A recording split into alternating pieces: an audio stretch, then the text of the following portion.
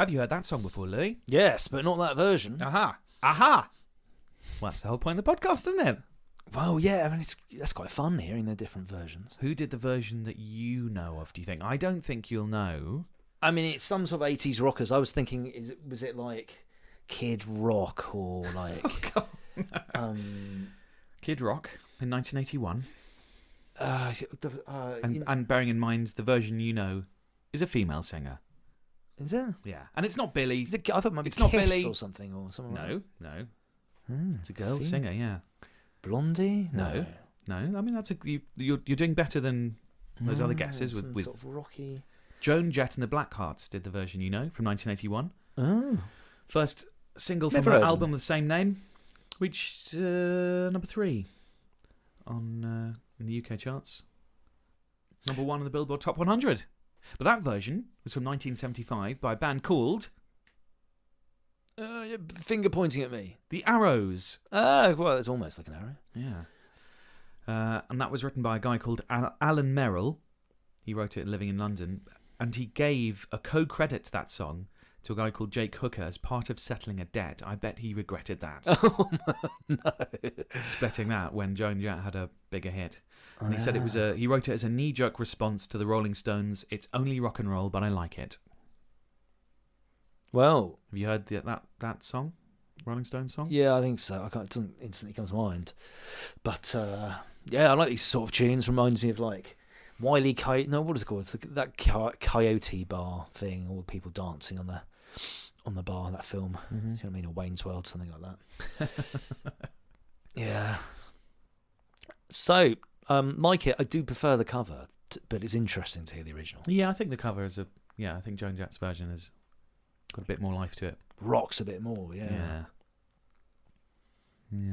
It's almost an anthem. She had 6 years to think about it, so... Right. Yeah. She must really love her rock and roll. I think she does. Do you love rock and roll, Nigel Thomas? Yeah, I think I do. Care to elaborate? No, that's it. Just love it. 2 words, okay. Great banter. Great bands. great spirit of music and the podcast. Yep, that's what this podcast is all about. Yeah, Cold, hard facts, Louis. Emotionless facts. Yes. It's a pretty broad question, isn't it? Do you love rock and roll? But it's also a particular genre, isn't it? You know, like rock and roll. Yes. I mean, the roll came a bit delayed because I was like, rock, but then roll almost sounds a bit 50s, doesn't it? Well, it is. 1, rock 2, and roll 3 o'clock. It is pretty 50s, yeah. Yeah. We're going to rock around the clock tonight. Yeah, so no, in the 80s. We'll have to do a podcast on, early rock and roll. Yeah, I'd like to do some Buddy Holly and that sort of thing. Yeah. You know, like you know what would interest me? You know, the beginnings of where we went from kind of square music to rock. Square music. And that transition. You went from jazz to... Well, I mean, I don't really know the story, but I know the Beatles were kind of, they were kind of a bit, wanna hold your hand, they're kind of a bit tame at the start, and then they... I wasn't tame at the time. I guess, I guess... At the time, that was, proper, powerful, exciting, loud pop music. That's, really? Yeah, that wasn't tame at all. What came before that? Well, Elvis, others. The charts were full of film soundtracks, scores, and Elvis and that kind of thing. Well, it'd be interesting to trace for that kind of blues and jazz. Well, we'll do a lesson on that maybe sometime. Yeah, the beginnings of rock and roll. Exactly. That'd be exciting for you, wouldn't it? Yeah, we'll do one of those. Good stuff. Stay tuned, listener, for one of those in the near future. Stay tuned, Catherine, for another one of those. We've just got one more song. This podcast has flown by. It has flown by. High energy, bundle of joy.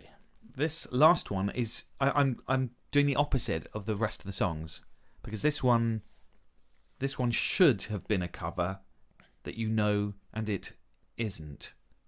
If that makes sense.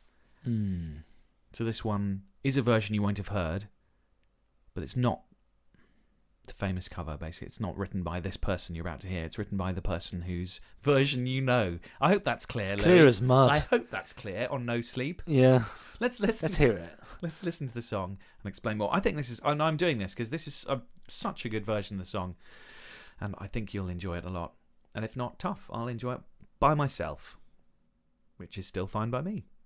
here we go. Enjoy this cracking version of this song, Louis. Here we go. Get on with it. Shut up.